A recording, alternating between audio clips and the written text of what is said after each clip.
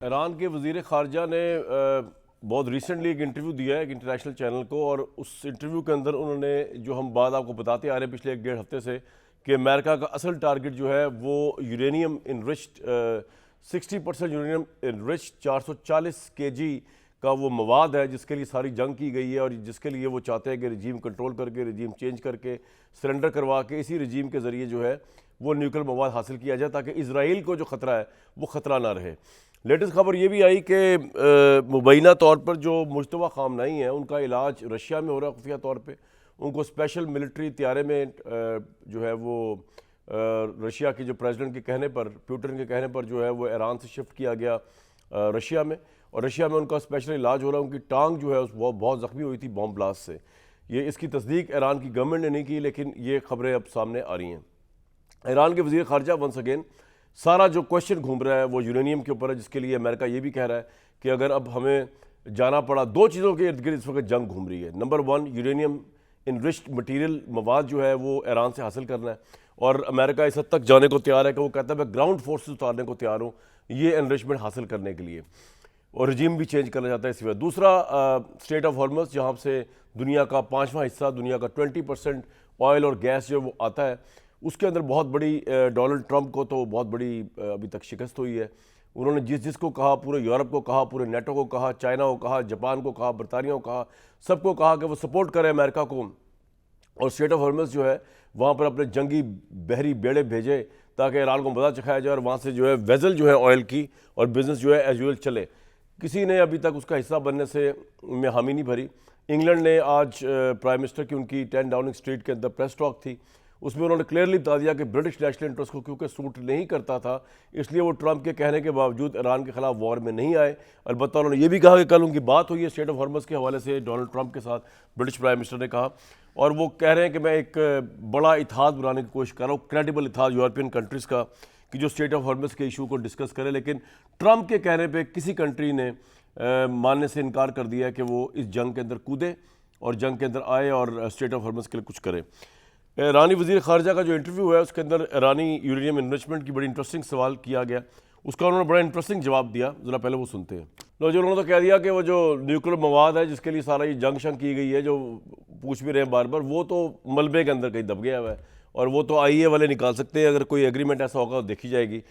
ایران کے اوپر اب جو سوچ رہی ہے ڈونلڈ ٹرمپ کی حکومت اور انتظامیہ نیتن یاہو کے ساتھ مل کے کہ ایران کے اوپر ایک فوجی حملہ کیا جائے، بوٹس آن گراؤنڈ بھیجے جائے، وہ بھی بڑا ایک اہم کارہ ڈیسیژن ہو سکتا ہے امریکہ کا اس وقت۔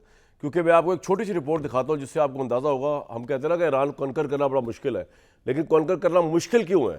ایران کے پاس جو ایک اس کی جیولوجی ہے، اس کی جو جیو پولیٹیکل سچویشن ہے، جو پہاڑ اور ڈیزرٹ کا دو فیکٹرز ہیں، اس نے ہمیشہ ایران کو ناقابل تسخیر رکھا، لیکن ٹرمپ کو یہ بات سمجھ نہیں آ رہی۔ تو یہ ویڈیو سے ذرا آپ سمجھنے کی کوشش کیجئے کہ خواہ وہ نیوکلیر انرچمنٹ مواد کی خاطر جانا ہے امریکن سولجرز کو آن بوٹ گراؤنڈ پہ لے کے، یا کچھ اور کرنے کے لیے جانا ہے، وہ جانا ان کے لیے بہت ہی مہنگا پڑ سکتا ہے۔ وہ آپ اس ویڈیو سے اندازہ لگائیں گے کیوں میں یہ بات کہہ رہا ہوں، دیکھتے ہیں۔ اگر امریکہ ایران میں زمینی فوج بھیجتا ہے تو یہ بہت خطرناک فیصلہ ہو سکتا ہے، کیونکہ ایران عراق جیسا آسان ملک نہیں۔ ایران قدرتی طور پر ایک مضبوط قلعے کی طرح ہے۔ مغرب کی طرف ایران کی سرحد کے ساتھ بڑے بڑے زیگرس ماؤنٹینز ہیں جو عراق سے لے کر ترکی تک پھیلے ہوئے ہیں۔ یہ پہاڑ بہت اونچے، پتھریلے اور مشکل راستوں والے ہیں۔ یہاں تنگ درے اور چھپ کر حملہ کرنے کی بہت جگہ ہیں، اس لیے فوج کا آگے بڑھنا بہت مشکل ہو جاتا ہے۔ 1980 میں عراق نے ایران پر حملہ کیا تھا، وہ تیل والے صوبے قزقستان پر قبضہ کرنا چاہتا تھا۔ عراق کی فوج طاقتور تھی لیکن وہ زیادہ اندر تک نہیں جا سکی۔ پہاڑوں نے اس کی رفتار روک دی اور جنگ 8 سال تک چلنے کے بعد بھی بغیر نتیجے کے ختم ہو گئی۔ شمال کی طرف بھی ایران محفوظ ہے، وہاں البرز ماؤنٹینز ہیں جو ایک اور بڑی رکاوٹ ہیں۔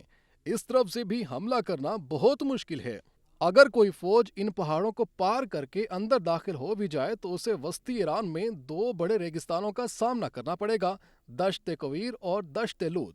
دشت لود دنیا کے گرم ترین مقامات میں سے ایک ہے جہاں درجہ حرارت 70 ڈگری سینٹی گریڈ تک پہنچ جاتا ہے۔ ایسی گرمی میں جدید ٹینک اور گاڑیاں بھی ناکارہ ہو جاتی ہیں اور فوج کے لیے سپلائی لائن برقرار رکھنا ایک ڈراؤنا خواب بن جاتا ہے۔ इसी वजह से ईरान को फतह करना हमेशा मुश्किल रहा है। ये एक खुला मैदान नहीं बल्कि पहाड़ों, सहराओं और लंबे फासलों से घिरा हुआ मुल्क है। अगर कोई मुल्क यहाँ जंग करे तो उसे सिर्फ फौज से नहीं बल्कि खुद जमीन और मौसम से भी लड़ना पड़ता है। तो आपने देखा कि दो सहरा और पहाड़ी सिलसिला, ये वो सबसे बड़ी डिफेंस लाइंस है जिसने ईरान को आज तक नाकाबिल तस्खीर बनाया हुआ है, और ये ट्रंप के लिए भी। लेकिन अब असल सवाल ये है कि यहाँ से जंग कहाँ जाती है, कहाँ जाती हुई नज़र आ रही है। ये इससे पहले कि जंग ख़त्म हो, दुनिया की किस किस इकॉनमी को बहा ले जाएगी, दुनिया में कितना बड़ा ये पेट्रोल का, ऑयल का, LNG का, एडिबल ऑयल का, ये वो चीज़ें मैं बता रहा हूँ जो पाकिस्तान खास तौर पे इंपोर्ट करता है इसी स्ट्रेट ऑफ हॉर्मज़ के ज़रिए, इसकी डिपेंड करता है इसके ऊपर। इसका इतना बड़ा बहरान होगा, ये किस किस को लपेटे में लेके जाएगी, और अमेरिका इससे क्या निकालना चाहता है। ईरान के जो सैयद अब्बास अरगाची है, उन्होंने हुकूमत पाकिस्तान और अवाम का तहे दिल से शुक्रिया अदा किया है। तो पाकिस्तान की जो डिप्लोमेसी है वो बड़ी कामयाब रह रही है। लेकिन जिस तरह आज की इतला थी, दुबई के एयरपोर्ट के ऊपर अटैक किया ईरान के ड्रोन्स ने। चलो दुबई तो दुबई, हमारा उससे क्या लेना देना इतना ज़्यादा। सऊदी अरब के मुतल्लिक इतला ये आई कि सऊदी अरब ने ईरान के कोई 80 के करीब ड्रोन जो को नकारा कर दिया।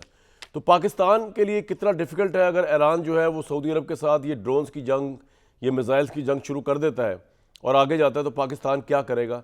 इस जंग के असरात में पाकिस्तान कहाँ स्टैंड करेगा, ये भी आज का अहम तरीन सवाल है। और ईरान के ऊपर हम बात तो बड़ी कर रहे हैं कि फतह याब हो रहा है हर जगह पे, लेकिन अगर उस तरह देखा जाए तो ईरान को भी बहुत बड़ा झटका लगा है। ईरान का न्यूक्लियर प्रोग्राम, ईरान का बैलिस्टिक मिसाइल स्ट्रक्चर, ईरान का कमांड स्ट्रक्चर, ये सारे का सारा बुरी तरह हिट हुआ है, डिग्रेड हुआ है, नीचे गया है, पीछे गया है। वो ईरान जो कि कुछ हफ्ते दूर था न्यूक्लियर बॉम्ब से, आज उसके पास खुद उसका वज़ीर ख़ारजा कह रहा है कि वो तो मलबे में कहीं दफन हो गया है, हमें हमारे पास तो है ही न्यूक्लियर मवाद। इन सारे सवालात के ऊपर ये जंग क्या पूरे रीजन को सीरियसली लपेट में ले लेगी, ये वर्ल्ड वॉर की तरफ बढ़ जाएगी, इस पर बात करने के लिए हमारे साथ इरशाद अहमद भट्टी साहब, सैयद मोहम्मद अली साहब, मोहम्मद अब्बास साहब, air marshal retired Shahid Akhtar Alvi साहब मौजूद हैं। सैयद मोहम्मद अली साहब, किस तरह निकल पाएंगे इस जंग से पूरी दुनिया, या ये जंग बढ़ती चली जाएगी जिस तरह वर्ल्ड वॉर 1 एक छोटे से वाक़े स्टार्ट हुई, एक कत्ल हुआ, मर्डर ऑस्ट्रिया के उसका क्राउन, उसका शहजादे का जो क्राउन प्रिंस था उनका, और जंग फैल गई। कमरान साहब, आप जानते हैं बहुत अच्छी तरह कि आज की दुनिया पहली जंग अज़ीम के मुकाबले में कहीं ज़्यादा इंटरडिपेंडेंट और ग्लोबलाइज्ड है। एक दूसरे से बहुत ज़्यादा हम जिस तरह कनेक्टेड हैं, और जिस तरह मिनटों के हिसाब से जो तेल और गैस की प्राइसेस में जो उतार चढ़ाव आता है और पूरी दुनिया में जो एक पैनिक है, वो इस बात का सबूत है कि आज की दुनिया जो है इस कशीदगी और तनाज़े से कहीं ज़्यादा मुतासर हो रही है पहली या दूसरी जंग अज़ीम में। आप देखें, पहली दूसरी जंग अज़ीम में यहाँ से लोग अगर लड़ने भी जा रहे हैं तो आप ठीक है, आपको पता चला एक साहब जो है वो हलाक हो गए या जाँ बहक हो गए या नुकसान हो गया, लेकिन आज की दुनिया में जो इकॉनमी का इम्पेक्ट है, एनर्जी का इम्पेक्ट है, इन्वेस्टर कॉन्फिडेंस के ऊपर जो उसकी हिट है, वो स्टॉक मार्केट के ऊपर जो उसका असर है, वो बहुत इमीडिएट होता है और ग्लोबल होता है। इसलिए मैं समझता हूँ कि सदर ट्रंप, जहाँ पे मैं अपना इनिशियल थॉट आपसे शेयर कर देता हूँ, अगरचे सदर ट्रंप जो हैं, आपका भी चूंकि बैकग्राउंड मेरी तरह इंटरनेशनल रिलेशंस का है, तो आप जानते हैं कि हेनरी किसिंजर की एक बड़ी मशहूर किताब है does America need a foreign policy. उसमें वो ये कहता है कि अमेरिका की फॉरेन पॉलिसी का तारीख में सबसे बड़ा चैलेंज ये रहा है कि उसके पास पावर तो दुनिया में सबसे ज्यादा है, लेकिन उस पावर को वो पॉलिटिकल गेन में कन्वर्ट नहीं कर पाता। चाहे वो वियतनाम हो, चाहे निकारागुआ हो, चाहे कोई इराक हो, चाहे लिबिया हो, चाहे शाम हो, उसको वो सस्टेनेबल पॉलिटिकल गेन में कन्वर्ट नहीं कर पाता। हार्ड पावर तो उसके पास तारीख में इंसानियत की सबसे ज़्यादा है, और यही प्रॉब्लम मैं समझता हूँ बदकिस्मती से इस तारीख के सबक को सदर ट्रंप ने भी इग्नोर किया है, और आज उनको जो कीमत अदा करनी पड़ेगी वो मैं समझता हूँ पिछली जो एडवेंचर्स पिछले अमरीकी सदूर ने की थी उसके मुकाबले में कहीं ज़्यादा होगी, और उसकी दो बुनियादी वजूहात हैं। एक तो आप जानते हैं, ना वो कांग्रेस के पास गए, ना वो नेटो के पास गए, ना वो सिक्योरिटी काउंसिल के पास गए, और अब वो फंस गए हैं वहाँ पे गल्फ ऑफ हॉर्मज़ में जाने की उनको हिम्मत नहीं हो रही, तो अब वो बाकी नेटो को बुला रहे हैं और वो भी उनको हरी झंडी दिखा रहे हैं। तो बात ये है کہ دس از اے لونلی وار فار صدر ٹرمپ رائٹ ناؤ, اور وہ اپنے گھر میں بھی بہت زیادہ لونلی ہوتے جا رہے ہیں, کیونکہ ان کے بھی جو مشیر ہیں وہ ان کو یہ مشورہ دے رہے ہیں کہ آپ وکٹری ڈکلیئر کر کے نکلیں. اس لیے اب آپ دیکھیں کہ ان کی جب وہ بات کرتے ہیں, پریس کانفرنس کرتے ہیں, تو ان کا سینس آف ہیومر ختم ہو گیا ہے, اور وہ جو ہے نا اب وہ روزانہ یہ ایمفیسائز کر رہے ہوتے ہیں کہ جناب we are winning every day. دیکھیں وہ ڈسٹرکشن تو ایران کے اوپر بہت زیادہ لا رہے ہیں, لیکن اس ڈسٹرکشن کو وہ رجیم چینج میں یا بالکنائزیشن میں یا ان کے ایٹمی صلاحیت یا اس کے ایٹمی ارادے کی مکمل دیرپا خاتمے میں کنورٹ نہیں کر پاتے. اور آخری بات جو آپ نے بوٹس آن گراؤنڈ کی بات کی, اس کے بارے میں ایرانی وزیر خارجہ پہلے ہی کہہ چکے ہیں کہ they are looking forward to it. وہ تو ویٹ کر رہے ہیں بالکل ایسے کہ ایک بندہ جو ہے وہ ایک جال پھیلا کے شکار کا ویٹ کر رہا ہے کہ بھئی آپ تشریف تو لائیں. بات دراصل یہ ہے کہ دیکھیں ایکسٹرا ریجنل فورس وہاں پہ انڈیورنگ جو ہے وہ وار نہیں لڑ سکتی. ایک میں آپ کو ایک چھوٹا سا واقعہ بتا دوں, میں جب آپ کو یاد ہے ہیلمنڈ پروونس میں افغانستان میں سب سے زیادہ ہیوی فائٹنگ تھی, اور برطانیہ کی فوجیں جب وہاں پہ آئی تھیں تو میں نے جو برطانوی جنرل تھے ان سے انٹرویو کیا تھا آج سے 22 سال پہلے. میں نے ان سے پوچھا تھا یہ جنگ تو امریکہ کی ہے, آپ یہ برطانوی فوجوں کو اسپیشل ایئر سروس SAS کو لے کے یہاں کیوں آ رہے ہیں؟ تو انہوں نے مجھے off the record light note میں کہا تھا کہ بھائی امریکی فوجی وہاں نہیں لڑنے جاتے جب تک کہ وہاں پہ میک ڈونلڈ نہ کھل جائے, وہاں پہ ملک شیک اور برگر نہ بکے, اس سے پہلے ہمیں ہی جا کے ان کے لیے ڈرٹی ورک کرنا پڑتا ہے. اور اس دفعہ کوئی ان کا الائی ان کے لیے ڈرٹی ورک کرنے کے لیے تیار نہیں. یہ بڑی آپ نے انٹرسٹنگ مثال دی, لیکن میں ایئر مارشل صاحب سے جاننا چاہوں گا, شاہد صاحب یہ باقی ساری باتیں ٹھیک ہے, لیکن ہم یہ نہیں دیکھ رہے کہ امریکہ کے ساتھ پنگا, امریکہ کا چلو اربوں ڈالر کا نقصان ہو گیا, میں یہ بھی ماننے کو تیار ہوں کہ 10,000 20,000 کا ایک ڈرون جو ہے وہ 1 ملین کا انٹرسیپٹر امریکہ یا اسرائیل کا لگتا ہے اس کو روکنے کے لیے. In terms of economical affair یہ جنگ بہت ہیوی چلی گئی ہے, ایران نے کاسٹ بڑھا دی ہے یا وار کا پیٹرن ایسا, لیکن ایران کا بھی تو تباہی پھر گئی ہے. ایران کا آیت اللہ چلے گئے, دوسرے آیت اللہ جو ہے وہ زخمی ہیں, ان کا بتایا گیا کہ رشیا میں علاج ہو رہا ہے, ان کا پورا سسٹم جو ہے وہ ڈاؤن گریڈ ہو چکا, وہ نیوکلیر ٹیکنالوجی کی کیپیبلٹی جو ان کی تھی وہ ختم ہو چکی, وہ جو ان کا بیلسٹک میزائل کی ٹیکنالوجی تھی وہ اس کا سٹاک کم ہوتا جا رہا ہے, اس کی 80% میزائل جو وہ لانچ کر رہے ہیں وہ انٹرسیپٹ ہو رہے ہیں. ایون سعودی عرب جیسے کنٹری جو ہے, گلف کنٹریز جو ہے, اسرائیل تو خیر کر ہی رہا ہے, باقی بھی کر رہے ہیں. تو ایران کو تو اتنی زیادہ جو تباہی ایران کی آئی ہے, ایران تو بہت پیچھے نہیں چلا گیا اسٹریٹجکلی, میزائل ٹیکنالوجی میں, نیوکلیر پریپریشن کے اندر, فوجی طور پر, پولیٹیکلی, اکنامیکلی, ہر لحاظ سے. جی ایئر مارشل صاحب آپ کی بات بالکل ٹھیک ہے جی, thank you very much for inviting me. آپ کی بات بالکل ٹھیک ہے, یہ سارے پوسٹ وار انالیسز جو ہیں اس میں یہ چیزیں سامنے آئیں گی, لیکن ایران کا جیسے آپ نے کہا بے انتہا نقصان ہوا ہے اور اس کو دہائیاں لگ جائیں گی ٹو کم بیک اسی سٹیج پہ. لیکن ایران یہ جنگ تو جو اس نے کہا ہے وہ ملٹری وکٹری کے لیے تو جیت ہی نہیں رہا ہے. دیکھیں ابھی تو نوشن آف وکٹری پہ بات آ گئی نا, ایران تو اگر ریزیلینس دکھا گیا کہ عوام اس کے ساتھ کھڑے رہے ٹل اینڈ تو یہ ایران کی وکٹری ہوگی. اب دونوں میں جس کو کہتے ہیں نا, اب اس وقت وہ جو آپ کا تھا یہ اب اسٹریٹجک فرسٹریشن وارفیئر, اس کے لیے ایک ورڈ یوز ہوتا ہے کہ دونوں کے پاس ابھی بھی صلاحیت ہے لڑنے کی, دونوں نے شو بھی کیا آئیڈیا کہ ہم لڑیں گے, لیکن دونوں ایسکیلیشن رنگ پہ اوپر بھی نہیں جانا چاہ رہے ہیں. اب اس سے اوپر کیا جایا جا سکتا تھا, وہ تھا اگر یہ آئل پہ اٹیک کرتے یا یہ ڈیسیلینیشن پلانٹس پہ کرتے, دونوں اس پہ اٹیک نہیں کرنا چاہ رہے ہیں. سو دیٹ مینس کیونکہ ان کی اپنی ریفائنریاں اور اپنے سینیٹیشن پلانٹ بھی آ جائیں گے نا پھر اس میں ایران کے اٹیک. ایگزیکٹلی, اب یہ جنگ اسی وقت ختم ہوگی جب دونوں کو نوشن آف وکٹری مل جائے گا. اب امریکہ کے لیے یہ وار جیسے مرضی ختم ہو, نوشن آف وکٹری لے جانا بہت ہی مشکل ہے. ایران کے لیے نوشن آف وکٹری میں جانا نسبتاً بہت آسان ہے, کیونکہ ابھی تک یہ واضح ہو گیا ہے کہ اس کی عوام اس کے ساتھ کھڑی ہے, جبکہ 80% عوام امریکہ کے ساتھ نہیں کھڑی ہے. میں آپ کو یہ بتاؤں کہ جب بھی یہ جنگ ختم ہوگی دنیا 3 چیزیں ضرور یاد رکھے گی. ایک یہ یاد رکھے گی کہ ایران میں بچے بچیوں نے وقار کی موت کو ذلت کی زندگی پہ ترجیح دی, جو کہ کوئی بہت چھوٹی چیز نہیں ہے. دوسرا یہ کہ 50 سالوں میں یہ واحد ملک ہے دنیا میں جو ایک سپر پاور کے ساتھ لڑا, ملٹری فائٹ کی اور اس کے باوجود ہارا نہیں ان کلاسک سینس. اور تیسری چیز موسٹ امپارٹنٹ کہ 40 سال کی سینکشنز کے باوجود ایک تھرڈ ورلڈ کنٹری نے اپنا نیوکلیئر اور میزائل اور باقی جگہوں میں اتنی ترقی کی, یعنی کہ ترقی جو ہے یہ ویسٹ کی مرہون منت ہرگز نہیں ٹھیک ہے. میں ایک اور بڑے امپورٹنٹ نقطے کی طرف آپ کی توجہ دلانا چاہ رہا ہوں جی. जो आमतौर पे लोगों की नज़रों से है, इस बात को छोड़ दें कि नेतन्याहू जिंदा है या मुर्दा है, ठीक है ना। 12 दिन हो गए हैं, उसकी वीडियो तो पता चल गया है कि 2 AI वीडियोस को जोड़ के बनाया गया है। वो जो कैफ़े दिखाया गया है वो एक सतफ कैफ़े था, 2024 की मूवी, बट इसको छोड़ दें। द पॉइंट इज़ कि इजरायली प्राइम मिनिस्टर जो इतनी थिएट्रिकल अपीयरेंस देते थे फौज में, वो और उनके बाकी लीडर जो हैं वो छुप क्यों गए हैं और इसको प्योरली अमेरिका और ईरान की जंग क्यों बना दी है?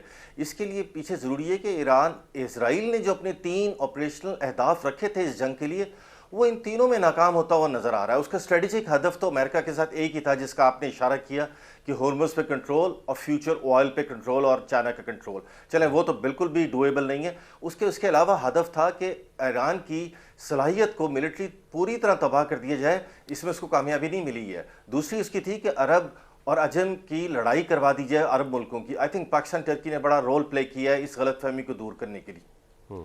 और तीसरी इसकी जो ऑपरेशनल ऑब्जेक्टिव था कि ईरान के इमेज को इतनी बुरी तरह मुतासर कर दिया जाए कि इसकी जो प्रॉक्सीज़ हैं, चाहे वो लेबनान में है, इराक में है या यमन में है, वो फिर ईरान की तरफ देखते हुए हिचकिचाएँ। आई थिंक वो एम्बोल्डन हो जाएंगे ईरान के पोस्ट वॉर इमेज के साथ।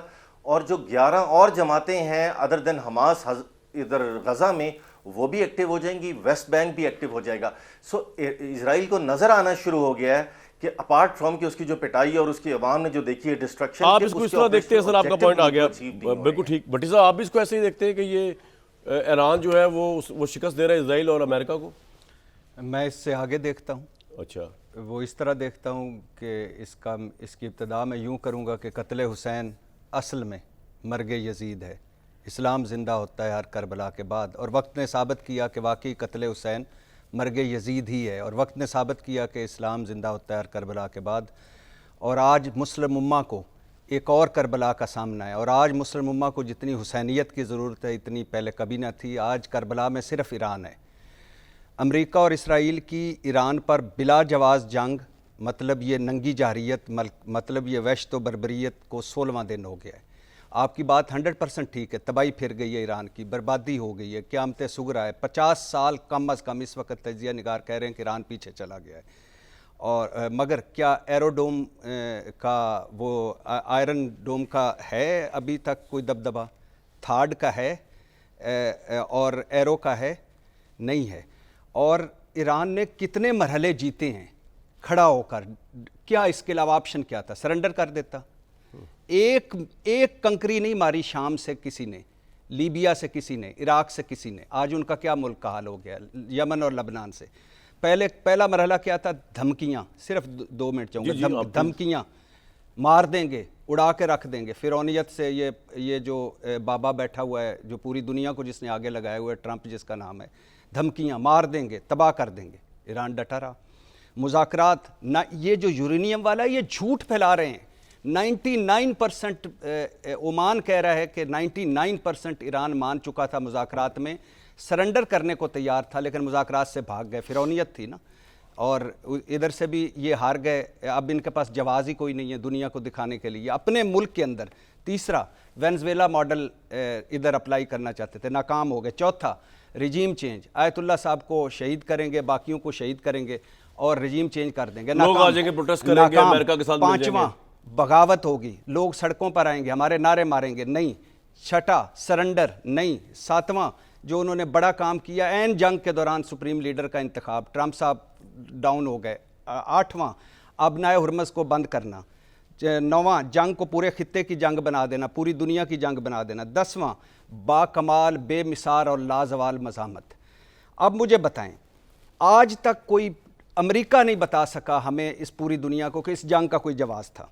उसने, जैसे मोहम्मद अली साहब ने कहा, अक़वाम मुत्तहिदा से इजाज़त ली, अपनी कांग्रेस से इजाज़त ली, नेटो से कोई इत्माद में लिया, अपने इत्तेहादियों को इत्माद में लिया, नहीं। अब मुज़ाकरात, ट्रंप साहब का लेटेस्ट बयान क्या है? मुज़ाकरात करना चाहते हैं मगर नहीं, मगर ईरान संजीदा नहीं है। क्यों? ईरान कह रहा है मेरी 3 शर्तों पर मुज़ाकरात करो। तो ये किसकी कामयाबी है? अब नया हुरमज़ बंद करना, नेटो आ जाए, मेरे इत्तेहादी आ जाएं, वो इनकार कर रहे हैं, तो ये किसकी कामयाबी है? पूरे खित्ते में अमरीकी अड्डे गैर महफूज हो गए हैं, और ये बड़ा धचका है ट्रंप साहब को। इधर से $1 ट्रिलियन वो लेके जाते थे, ये किसकी कामयाबी है? मशरिक़ वस्ता के अमरीकी इत्तेहादी ट्रंप से नाराज़ हो गए हैं। नेटो ट्रंप के साथ नहीं, इत्तेहादी ममालिक साथ नहीं दे रहे। امریکہ کے اندر 70% جنگ کے خلاف ہیں. امریکہ فرسٹ سے ٹرمپ صاحب اسرائیل فرسٹ پر کیوں آ گئے, اپنے لوگ سوال کر رہے ٹھیک ہے. اور معاشی دھچکا $12 ارب کا ابھی تک. اسرائیل کے اندر نیتن یاہو کے خلاف مظاہرے ہوئے ہیں, لیٹسٹ کریک ڈاؤن شروع ہے.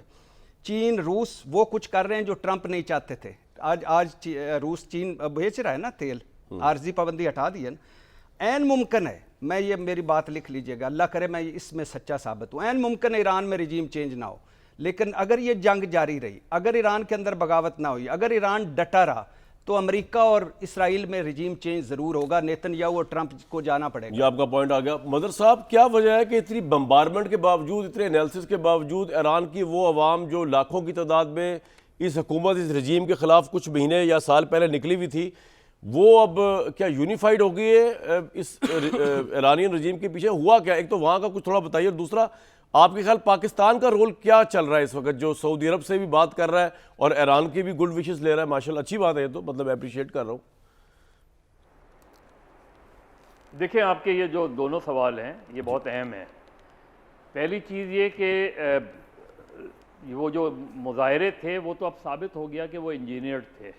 اچھا, وہ ایک نیچرل ریاکشن نہیں تھا. وہ خود ایران, خود امریکہ اور اس نے جس طرح ان مظاہروں کو سپورٹ کیا, وہ ایگزیکٹلی سارے پورا میرا خیال ہے اس سے زیادہ بلیٹنٹ انجینئرنگ نہیں تھی جو ڈیمانسٹریشنز ہوئے. ٹھیک ہے. دیکھیے ایران جو کھڑا ہے وہ اپنی سویلائزیشن پر کھڑا ہے, اپنے ہتھیاروں کی طاقت پہ نہیں کھڑا. جو قوموں کی اسٹرانگ سویلائزیشن ہوتی ہے نا, وہ قومیں ختم نہیں ہوا کرتی. آپ قاسم سلیمانی سے خبینائی تک لے جائیں, جی کس کس کو نہیں مارا چن کے اسرائیلیز نے, لیکن وہ اسی طرح کھڑے ہوئے ہیں. ایک جاتا ہے دوسرا آ جاتا ہے, اور وہ رجیم, اس کا ایران کا پریزیڈنٹ جو ہے وہ سڑکوں پہ نظر آتا ہے.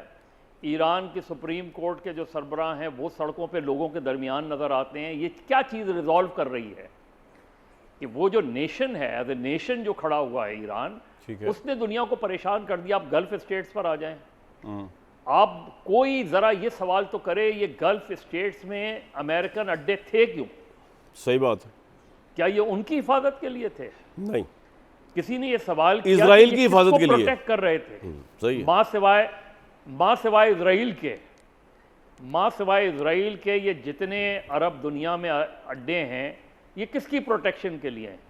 اور اسرائیل اور امریکہ کا مین ٹارگٹ کیا تھا؟ ایران 79 آنورڈز دیکھ لیں آپ, اس میں ان کا ٹارگٹ ہی وہ تھا. تو یہ گلف اسٹیٹس کی سوچنے کا سوال ہے کہ وہ کیوں امریکہ کو اڈے دیں اپنے. یہ تو شکر کریں کہ پاکستان میں پہلے ایوب خان کے دور میں وہ اڈے ختم ہوئے, پھر مشرف صاحب کے دور میں بھی تھے ایک آدھ جگہ پہ, لیکن وہ ہوئے اس میں. لیکن اس وقت جو صورتحال ہے اس میں ایران جو ہے, اس لیے کہ ایران اس جنگ میں نہیں گیا ہے, ایران پر یہ جنگ مسلط ہوئی ہے. ٹھیک ہے. اور وہ اپنا دفاع کر رہا ہے, اور وہ دفاع کر رہا ہے کسی بھی طریقے سے. امریکہ کی جو فرسٹریشن ہے یا ڈونلڈ ٹرمپ کی جو فرسٹریشن ہے, وہ فرسٹریشن یہ کہ why Iran has not surrendered. اور یہ اتنا بڑا سی آئی اے کا فیلئر ہے, امریکن سی آئی اے کا بہت بڑا فیلئر ہے یہ, کہ وہ یہ اسیس ہی نہیں کر سکے کہ ایران کی جو مین پاور ہے, ایران کا جو دفاع کرنے کا ریزولوڈ ہے وہ کتنا اسٹرانگ ہے. اور یہ وہ چیز ہے جو ٹرمپ کو فرسٹریٹ کر رہی ہے. انہیں ایران سرپرائزز دے رہا ہے, ایک کے بعد ایک سرپرائزز دے رہا ہے. اس نے یہ بھی کہا کہ ہم تباہ ہو رہے ہیں لیکن ہم اپنے آپ کو ری بلڈ کر لیں گے. جس طرح ہم دفاع کر رہے ہیں اسی طرح ہم اپنی ٹوٹی ہوئی عمارتوں کو دوبارہ تعمیر کر لیں گے. اس سے بڑی کسی قوم کی ریزالو کیا ہو سکتی ہے؟ سیریا تباہ ہو گیا, آج تک نہیں دوبارہ کنسٹرکٹ ہو پایا. عراق اور کون کون سے ملک تباہ کیے گئے ہیں. یہ میں جب یہ بات کر رہا ہوں نا گلف اسٹیٹس کے اڈے, کون سے, وہ سارے ممالک تباہ کیے گئے ہیں جو ممالک اسرائیل کے خلاف لڑ رہے تھے, جو کبھی حزب اللہ کو سپورٹ کرتے تھے, کبھی پی ایل او کو سپورٹ کرتے تھے. ان ممالک کو امریکنز نے ٹارگٹ کیا. ٹھیک ہے. تو پہلی چیز یہ کہ گلف اسٹیٹ سے امریکی اڈے ختم ہونے چاہیے, اور یہ بات بہت اسٹرانگلی آنی چاہیے کہ بھائی آپ یہ تو بتائیں کہ یہ ان سارے عرب کنٹریز میں کیوں ہیں امریکی اڈے. کس کے دفاع کے لیے ہیں؟ کیا ان ممالک کا دفاع کر رہے ہیں؟ لیکن مدر صاحب ایک آرگومنٹ یہ بھی ہو سکتا ہے نا، میں ویسے ہی آپ سے آرگومنٹ ڈیبیٹ کرنے کے لیے کہ ابھی کیونکہ جو گلف سٹیٹس میں اڈے ہیں وہ ان کی پروٹیکشن کے لیے بھی ہے، لیکن ابھی کیونکہ معاملہ یہ ہوا ہے کہ ضرورت امریکہ نے اٹیک کر دیا تو امریکہ کو ضرورت پڑ گئی ایران کے خلاف کرنے کی. ایران کیونکہ قریب پروکسیمیٹی میں ہے سعودی عرب وغیرہ کے کاؤنٹر اٹیک کر دیا. ادروائز یہ اڈے اس لیے بھی ہیں کہ سعودی عرب کے اوپر اگر کوئی اٹیک ہو تو وہ امریکہ یہاں سے ان کو ہیلپ کرے. ابھی سعودی عرب پہ اٹیک ڈائریکٹ نہیں ہو رہا نا، تو نہیں ہو رہی سعودی عرب پہ دیکھیں نا، ایران ریولوشن تو 79 کے بعد آیا نا، 79 میں آیا نا جی. یہ امریکی اڈے اس سے پہلے سے تھے. ٹھیک کہہ رہے ہیں کس آپ. کے لیے تھے؟ جی کس کے دفاع کے لیے تھے؟ کون ان ممالک پر اٹیک کرتا اور کیوں کرتا؟ ماں سوائے یہ کہ وہ اسرائیل کی پروٹیکشن کے لیے وہاں اڈے رہے ہیں. اسرائیل کی ان ممالک تو مدر صاحب یہ کوئی معذرت کے ساتھ یہ گلف سٹیٹ اتنی بچی سٹیٹس تو نہیں ہے کہ ان کو یہ پتہ ہی نہیں ہے اور آج پتہ چلا 2026 میں کہ یہ اڈے جو ہے یہ اسرائیل کے لیے نہیں ہے، یا امریکہ کی ساری فارن پالیسی، اور یہ خود بھی اسرائیل کے لیے ہے یہ جتنی گلف کنٹریز ہیں ایک دو کو نکال کے. اس لیے کہ بھائی یہ سالہ سال سے امریکی غلام رہے ہیں. تو پھر یہ تو سر ان کو پتہ ہی ہے نا، یہ اس وار سے کوئی چیز نہیں پتہ نہیں چلی. میں یہی کہنا چاہ رہا ہوں آپ کو. دیکھیں نا، یہ وار تو ایران نے اس سے پہلے تو اٹیک نہیں کیا ان کے اوپر، اس پہ. بالکل ٹھیک ہے. جو میرا خیال ہے اس کو پاکستان کی آپ نے بات کی، میرا خیال ہے پاکستان ایک ڈیفیکلٹ پوزیشن میں، اور اب تک پاکستان کی ڈپلومیسی جو ہے بائی اینڈ لارج بہت اچھی رہی ہے. انہوں نے بہت بیلنس ایکٹ کیا ہے، اور اس وجہ سے وہ اس پوری وار سے اپنے مدر صاحب بالکل آپ کا پوائنٹ آ گیا. میں بریک کے لیے کہا جا رہا ہے، اس پہ مزید میں بات کرنا چاہوں گا. ایران بھی ان کو اپریشیٹ کر رہا ہے، سعودی بھی ان کو بالکل یہی بات. لیکن چائنا، رشیا، پاکستان، ان تینوں کا رول آگے کیا ہوا چاہتا ہے، اس میں ضرور بات کریں گے. اور اگر سعودی عرب کے ساتھ ایران کی بڑھتی ہے. جی مدر صاحب کچھ کہہ رہے ہیں آپ؟ اس سے پہلے نہیں آپ کمپلیٹ کر لیں. میں یہ کہہ رہا ہوں کہ یہ اس میں بات کرتے ہیں مدر صاحب باقی پینل سے بھی، آپ سے بھی آ کے، کہ پاکستان کا کیا رول نظر آ رہا ہے یہاں پر، کیونکہ پاکستان کے آرمی چیف وردی میں نظر آئے جس وقت لاسٹ ہم نے پروگرام یہاں سے کیا تھا، اور پرائم منسٹر گئے ہوئے تھے وہاں پہ سعودی کراؤن پرنس کے ساتھ، اور اس سے پرسیپشن یہی بنتا ہے کہ پاکستان کی فوج تیار ہے سعودی عرب کو ڈیفینڈ کرنے کے لیے ایٹ ایوری کاسٹ. تو اگر یہ معاملہ آگے جاتا ہے تو یہ اس میں پاکستان کے لیے کتنا بڑا چیلنج ہے. ایک طرف سعودی عرب اور ایک طرف ایران ہے. ایک بات. دوسری بات، رشیا اور چائنا جو ہے ان کا کیا رول چلا ہے، کیونکہ رشیا کے پریزیڈنٹ نے ڈونلڈ ٹرمپ کو فون کر کے مدد کرنے کو ایران کی اس طرح کہا کہ انہوں نے کہا کہ وہ نیوکلر جو مواد ہے ہم لے لیتے ہیں، آپ اٹیک بند کر دیں. امریکہ نے اس کو ریجیکٹ کر دیا. تو رشیا کا بھی ایک رول چل رہا ہے اس ساری وار کے اندر. اور چائنا کی خاطر تو ایران نے یہ تک کہہ دیا کہ ہم اسٹریٹ آف ہارمز سے دوست ممالک کے ویزلز کو جانے دیں گے جن کی لسٹ انہوں نے دی، لیکن پیمنٹ جو ہے انہوں نے کہا ڈالرز کے بجائے چائنیز پیسوں میں کی جائے. تو چائنا بھی بڑا کھل کے سامنے آیا as a Allai of Iran. یہ تمام ملک جن میں پاکستان بھی شامل ہے، کیا کوئی نیا ریجنل بلاک بناتے ہوئے نظر آ رہے ہیں؟ اور ایک اور بہت بڑی آپشن جو ڈسکس ہو رہی ہے امریکن میڈیا میں کہ ٹرمپ کیونکہ انسین ہوئے ہیں اس وقت، تو کوئی فرسٹریشن میں کہ نیوکلر آپشن یوز تو نہیں کریں گے ایران کے خلاف. اس پہ بات کرتے ہیں اپنے پینل سے ایک بریک کے بعد.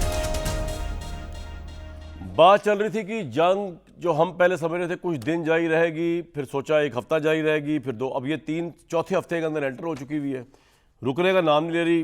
محمد علی صاحب مجھے سمجھائیں کہ گلف کنٹریز کے لیے کوئی نئی بات ہے یہ کہ ان کو آج پتہ چلا ہے کہ اسرائیل کے لیے ٹھکانے تھے، اور ان میں اتنی جان ہے کہ وہ امریکہ کو کہہ سکیں. کہنے میں تو بڑی بات ہے، مدر صاحب کہہ رہے ہیں کہ کہہ دینا چاہیے، اور یہ کہہ دینا چاہیے نہیں ہوتا. ریئلسٹ ٹرمز میں وہ امریکہ کو کہہ سکتے ہیں کہ اڈے اپنے ریپ اپ کرو یہاں سے. اور ایران اور سعودی عرب کی ٹینشن آپ کتنی بڑھتے دیکھ رہے ہیں، اور پھر پاکستان کیا کرے گا اس میں؟ دیکھیں، عرب دنیا میں 2-3 چیزیں اس جنگ کے ساتھ بڑی واضح ہو گئی ہیں. پہلی بات تو یہ کہ ان میں ایک عدم تحفظ کا احساس تو بہت بڑھ گیا ہے، اور ان پہ یہ چیز واضح ہو گئی ہے جس طرح بھی کہا بھی گیا کہ یہ جو 19 امریکی فوجی اڈے عرب ممالک میں موجود ہیں، ان کا مقصد جو ہے وہ ان کی اپنی سلامتی نہیں ہے، بلکہ آپ دیکھیں، آپ جانتے ہیں کہ یہ جو 6 لیئرز ہیں میزائل ڈیفنس کی اسرائیل کے گرد، اس نوعیت کی صرف 1 یا 2 لیئرز ہوتی ہیں ان عرب ممالک کے لیے. تو ان کو بھی یہ نظر آ رہا ہے کہ ترجیحات جو امریکہ کے پوسچر کی ہیں وہ کس جانب ہیں، اور ان کی سلامتی ان کے لیے اتنا میٹر نہیں کرتی. دوسری بات یہ کہ چاہے عرب ممالک ہوں چاہے اسرائیل ہو, ان دونوں کے اندر یہ بڑی شدید تشویش پائی جاتی ہے کہ اب جنگ کا جب تیسرا ہفتہ شروع ہوا ہے تو ان کے جو انٹرسیپٹرز ہیں نا میزل ڈیفنس کے, چاہے وہ تھیڈ کا ہو یا پیٹریٹ کے ہوں, وہ بہت کم رہ گئے ہیں. اور اب جو ایران کی حکمت عملی تھی کہ شروع میں اس نے اپنے لو ٹیک, چیپر, اولڈر جو ان کے لیکوڈ فیول بلسٹک میزائل تھے وہ استعمال کیے تھے, لیکن اب وہ جب ہائپرسونک اپنے میزائل یوز کر رہا ہے تو ان کے پاس اس کا کوئی توڑ نہیں ہے, تو ان کی عدم سلامتی بڑھ رہی ہے. اب اس کا ایک پہلو یہ ہے کہ obviously وہ پاکستان کی طرف بھی دیکھ رہے ہیں اور پاکستان نے ان کو ایشور بھی کیا ہے کہ ہم جو خاص طور پہ سعودی عرب کی سلامتی کے لیے مکمل طور پہ تیار اور کمیٹڈ ہیں, لیکن ہم بھرپور کوشش کر رہے ہیں جس کا اعتراف ایران بھی کر رہا ہے, سعودی عرب بھی کر رہا ہے کہ اس جنگ کو جو ہے مسلم دنیا کی جنگ میں نہ بدلا جائے. اور یہ کہنا بڑا ضروری اس لیے ہے کہ یہ عرب ممالک نہیں چاہتے تھے کہ یہ جنگ ہو, انہوں نے زور دیا صدر ٹرمپ پہ کہ یہ جنگ شروع نہ کریں, لیکن اب جب صدر ٹرمپ پھنس گئے ہیں اور ان کو دھکیلنا چاہتے ہیں تو پاکستان کی بھرپور کوشش ہے کہ یہ عرب اور عجم کی جنگ میں تبدیل نہ ہو, اور اس میں ہماری سفارتکاری کا بڑا کرٹیکل رول ہے. اور اسی حوالے سے آپ ایران کا یہ بیان دیکھیں دفتر خارجہ کا بھی جو چند گھنٹے پہلے آیا ہے کہ ان کے جو بہت سے ایسے اہداف ہیں جس پہ ایران کے اوپر الزام لگایا جا رہا ہے, عین ممکن ہے کہ وہ فالس فلیگ آپریشن ہو, کیونکہ امریکہ بھی جو ان کے شاہد ڈرون ہیں اس کی ایک کاپی بنا رہا ہے, تو اس کی انویسٹیگیشن بھی ہونی چاہیے کہ کیا واقعی وہ ایرانی ڈرون ہے یا کوئی اور ملک جو ہے ایران پہ الزام لگا کے مسلم دنیا کی ایک جنگ چھیڑنا چاہتا ہے. رائٹ. ابھی جب آپ سے میری بات ہو رہی ہے تو اس وقت خبر چل رہی ہے کہ پاکستان نے ایران کے ساتھ یہ معاملہ اٹھایا ہے کہ ان کے جہازوں کو بھی آنے دیا جائے. اس سے پہلے ریکارڈ کے لیے بتا دوں کہ انڈیا کے 2 جہاز آئل ویزل جو ہے وہ جانے کی اجازت دے دی تھی ایران نے. تو بھٹی صاحب, پاکستان کی پرائم منسٹر یا پولیٹیکل گورنمنٹ کی خارجہ پالیسی کو آپ کس طرح دیکھتے ہیں اس ٹف کنڈیشنز میں؟ ہمارا ملک پاکستان جس کا ایک ہی مسئلہ رہا ہے قائد اعظم محمد علی جناح صاحب کے جانے کے بعد کہ لیڈر لیس ملک, قیادت لیس ملک, ویژن لیس ملک, ڈائریکشن لیس ملک, نہ کوئی خارجہ پالیسی نہ کوئی داخلہ پالیسی, اور موقع شناس اور ابن الوقت اور حادثوں کی پیداوار اوپر آ گئے, تاجر آ گئے سیاست میں, جیرے بلیڈ اور بنارسی ٹھگ آ گئے سیاست میں, اور انہوں نے سیاست بذریعہ دولت, دولت بذریعہ سیاست, طاقت بذریعہ سیاست, سیاست بذریعہ طاقت حاصل کی اور اپنی 7 نسلیں سنوار لی. اور اب لیکن اللہ کا کوئی خاص کرم ہوا ہے کہ مارکہ حق اور آپریشن بنیان المرصوص سے لے کر اب تک اس معاملے میں بھی, اور یہ جو ایران والا معاملہ ہے اور یہ جو خطے والا معاملہ ہے, پہلی مرتبہ کوئی سینس پریویل کیا ہے. پہلی مرتبہ پاکستان نے, ویسے پاکستان کے پاس آپشنز بھی کم تھے لیکن کمال اس نے کردار ادا کیا ہے. پہلا کہ یہ جنگ نہ ہو جتنے جوگے ہم تھے. دوسرا کہ ہمارا ظاہر ایک طرف ہمارا پرانا آزمودہ برے وقتوں کا دوست سعودی عرب ہے جس کے ساتھ دفاعی پارٹنر ہیں, اور ایک طرف ایران ہے جو ہمارا پڑوسی ملک ہے, اور خاک ایران کے ساتھ ہمارے تعلقات اپس اینڈ ڈاؤن کا شکار رہے لیکن پڑوسی ملک ہے. اور ہمارا بدقسمتی دیکھیے کہ افغانستان حالت جنگ میں پیچھے اسرائیل, انڈیا حالت جنگ میں پیچھے اسرائیل, اور ادھر ایران کی طرف سے بھی اسرائیل دستکیں دے رہا ہے.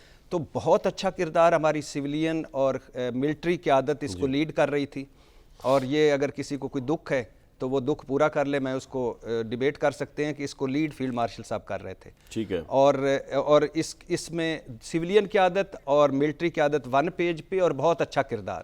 لیکن میرا ایک سوال ہے, ویسے ہی مجھے یاد آ گیا, ہمارے جنرل رحیل شریف صاحب سعودی عرب میں تھے اور 46 ملکوں کی ایک فورس بننی تھی, اور وہ فوج جو تھی, اور اب وہ جو قطر کے سابق وزیر اعظم نے بھی کہا کہ نیٹو طرز کا ہمارے پاس بھی ہونا چاہیے.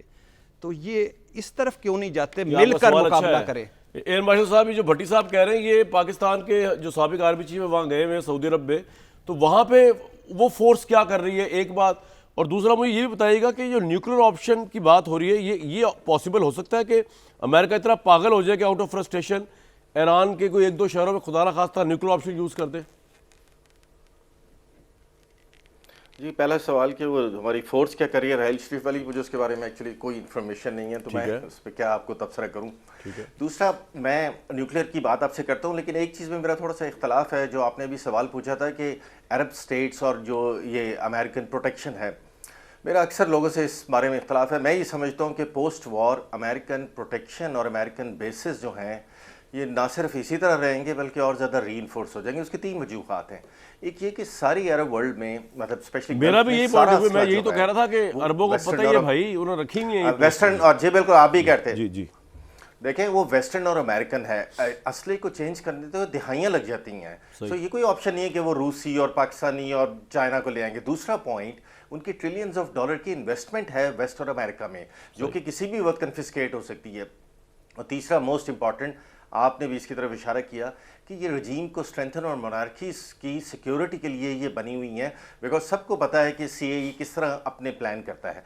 सो at the end of the day होना क्या है कि थोड़ा सा गल्फ की मोनार्कीज और उनकी पॉपुलेशन के दरमियान में शायद थोड़ी सी खलीज जो है मेंटल वो बढ़ जाए, इसलिए कि ईरान का एक और तरह का इमेज होगा और इनका एक कॉम्प्रोमाइज्ड इमेज होगा। ये बहरहाल मेरी अपनी एक ज़ाती राय है जिससे आप इख्तलाफ भी कर सकते हैं। Now coming back to the nuclear option, और मैं एक और भी चीज़ का ऐड कर दूं कि ईरान ये जंग अपनी भी और चाइना के लिए भी लड़ रहा है, और चाइना को इस चीज़ का एहसास है, क्योंकि द मोमेंट हुर्मुज़ जो है अमेरिकन कंट्रोल में चली गई, चाइना कॉम्प्रोमाइज़ हो गया। तो आप देखिएगा कि पोस्ट वॉर जो कंट्री सबसे ज़्यादा चाइना की इन माई परसेप्शन मिलिट्री सलाहियत को दोबारा खड़ा करेगा, ताकि ईरान हमेशा रेजिस्ट करे, जैसे वो पाकिस्तान को सपोर्ट करता है कि हम 2/3 इंडियन फौज को इंगेज करके रखते हैं, he will do the same thing with Iran. मेरा ये ज़ाती ख्याल है। Now coming back to nuclear option, देखिए न्यूक्लियर ऑप्शन एक्सरसाइज करनी बहुत मुश्किल हो जाती है फॉर मल्टीपल रीज़न। एक ये रीज़न है कि जैसे ही आप ये ऑप्शन एक्सरसाइज करते हैं, आप सारी दुनिया को ये एक किस्म का लाइसेंस दे देते हैं कि आप जो है टेक्निकल न्यूक्लियर जो है वेपन्स वो यूज़ कर सकते हैं। आप जानते हैं जब पाकिस्तान ने बनाए थे तो हमारे पे कितना ज़्यादा एतराज़ हुआ था।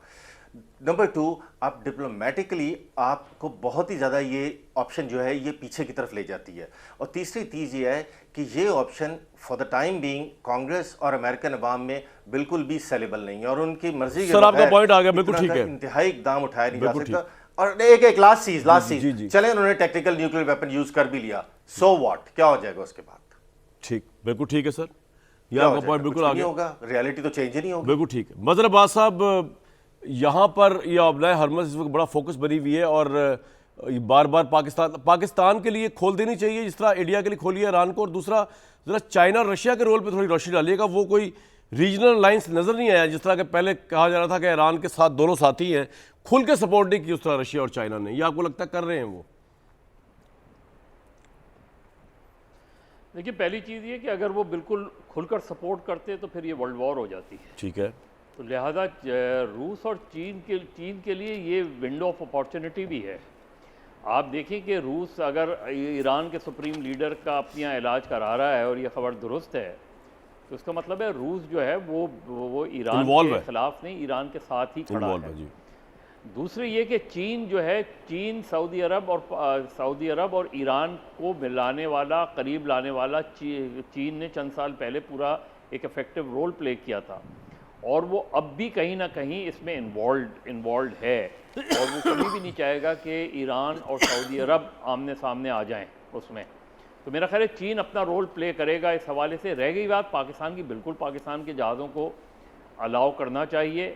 अब ईरान भी ये देख रहा है कि आप किस हद तक सऊदी अरब और उसमें, क्योंकि एक कॉन्फ्लिक्ट है जो एग्जिस्ट कर रहा है, और ये कॉन्फ्लिक्ट एस्केलेट होने के काफ़ी इम्कानात लग रहे हैं, इसलिए कि अमेरिका की या ट्रंप की एग्ज़िट स्ट्रैटेजी जो है वो नज़र नहीं आ रही। यानी अमेरिका ईरान में आ तो गया है, लेकिन अब वहाँ से वापस कैसे जाए ये उसकी समझ में नहीं आ रहा। कई मरतबा उन्होंने कहा कि ज़्यादा 1 हफ़्ते रहेगी, चंद दिन रहेगी, लेकिन नज़र ये आता है कि अमेरिका के पास फेस सेविंग भी नहीं है। फेस सेविंग थी उनकी आज से चंद 1 हफ़्ते पहले, लेकिन अब वो फेस सेविंग भी नहीं है। इसलिए मुझे लग रहा है कि ये जंग थोड़ी सी एस्केलेट होगी, लेकिन अल्टीमेटली इस जंग को ख़त्म करने में रूस और चीन ही रोल प्ले करेंगे, क्योंकि अमेरिका ज़ाहिर है इस वक्त जो सूरत हाल है अमेरिका की, ट्रंप की, ये बड़ा आपने पॉइंट दिया कि रशिया और चाइना रोल प्ले कर सकते हैं जंग को ख़त्म करने में। एक जुमला में कह सकूं अगर आप जी बताइए शाहिद साहब, क्या कहना चाह रहे हैं? मोहम्मद अली साहब। जी मैं कहना चाह रहा था, जी कमरान साहब, मैं सिर्फ ये कहना चाहता, मेरी राय थोड़ी सी इसमें मुख्तलिफ इसलिए है कि मैं समझता हूँ कि रूस को जितनी ज़्यादा इस जंग से फ़ायदा हो रहा है, उसकी बुनियाद पे वो चाहेगा कि ईरान को इस्तेमाल करें। کہ نہیں امریکہ کو یہاں پہ پھنسا کے اس کی پاور اور وسائل اسی طرح ضائع کرے جس طرح امریکہ نے یوکرین کو استعمال کر کے روس کو 3 سال برباد کیا ہے. تو وہ اتنی جلدی وہ نہیں چاہے گا کہ یہ جنگ ختم ہو, اور وہ اس کے نتیجے میں امریکہ زیادہ فرسٹریٹ اور امبیرس بھی ہوگا. اور آخری بات یہ کہ جو نیوکلیئر آپشن کی آپ نے بات کی, وہ اس لیے وہ دیکھیں وہ پریکٹیکلی اور ملیٹریلی پاسبل ہے, لیکن پولیٹیکلی اور ڈپلومیٹکلی اس لیے پاسبل نہیں ہے کہ ایک جانب صدر ٹرمپ کا بیانیہ یہ ہے کہ ہم ان کو ڈی نیوکلیئرائز کرنا چاہتے ہیں, تو ڈی نیوکلیئرائز کرنے کے لیے کیا وہ ایٹمی بالکل آپ کا پوائنٹ آ گیا سر محمد علی صاحب, بالکل ٹھیک. بھٹی صاحب کچھ کہنا چاہ رہے ہیں آپ؟ ہاں, میں ایئر مارشل صاحب کی بات کو آگے بڑھاؤں گا. میں بھی یہ ایگری کرتا ہوں کہ ابھی اس خطے سے امریکہ کا جانا لگ نہیں رہا, لیکن ایک وقت تھا جب اسپین دنیا پہ رول کر رہا تھا اور پھر اس کی سلطنت ختم ہو گئی, جب اس نے بہت سارے فرنٹ کھولے, بہت ساری چیزیں ہوئی. پھر تھا برطانیہ, سورج ہی غروب نہیں ہوتا, فرنٹ کھولے ختم. پھر تھا روس, فرنٹ کھولے ختم. لیکن اب امریکہ, یہ ذہن میں رکھیے گا, ہو سکتا ہے آج نہیں تو کل امریکہ کو جانا پڑے گا. اس کے زوال کی ابتدا شروع ہو گئی ہے, اور اس زوال میں جو سنہری کیل ٹھونکا ہے وہ ایران نے کیا ہے. آج ٹرمپ صاحب پہ پہلی مرتبہ ٹرمپ صاحب کے اندر, گھر کے اندر سے ان پر تنقید ہو رہی ہے, اور پہلی مرتبہ ٹرمپ صاحب اور نیتن یاہو جو آج کے ہٹلر ہیں, آج کے چنگیز خان ہیں, آج کے ہلاکو خان ہیں, آج پہلی مرتبہ وہ پھنسے پوائنٹ آ گیا. کون کمنٹ دے رہا؟ مدر صاحب آپ کہہ رہے ہیں؟ جی میں دینا چاہ رہا ہوں, اگر آپ جی شاہد صاحب, جی بتائیے. میرا یہ کمنٹ ہے کہ میرا یہ کمنٹ ہے کہ ہم امریکہ کے جب زوال کی باتیں کرتے ہیں, یہ ہم بڑے عرصے سے سن رہے ہیں. یاد رکھیں کہ امریکہ کا کیس جو ہے وہ برٹن کے کیس سے تھوڑا سا ڈیفرنٹ ہے. ورلڈ بہت آگے چلی گئی ہے. اب اس ورلڈ میں بڑے سپرا انڈیویجول ہیں جو اس کو رن کرتے ہیں. اب جو ایک لابی ہے وچ از رننگ دی افیئر, جس میں بہت بڑی بڑی کارپوریشن ہے, still they are very very strong in America. Americans بھی تو بیوقوف نہیں ہے نا کہ ساری دنیا کہہ رہی کہ جی زوال ہے, گرنے والے ہیں. وہ کہ ہاں یار آپ ٹھیک کہہ رہے ہیں, ہم گرنے والے ہیں, لیٹ اس فال.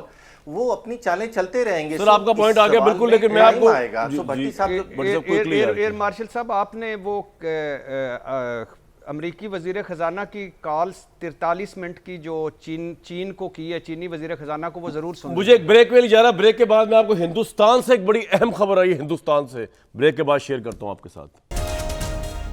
بھائی, امریکی کمیشن برائے بین الاقوامی مذہبی آزادی نے بھارت میں مذہبی آزادی کی سنگین خلاف ورزیوں پر پہلی دفعہ شدید تشویش کا اظہار کیا ہے, اور کمیشن نے پہلی بار RSS اور را پر پابندی, اس کے ساتھ سے منجمد کرنے اور امریکہ میں داخل پابندی کی سفارش کی ہے.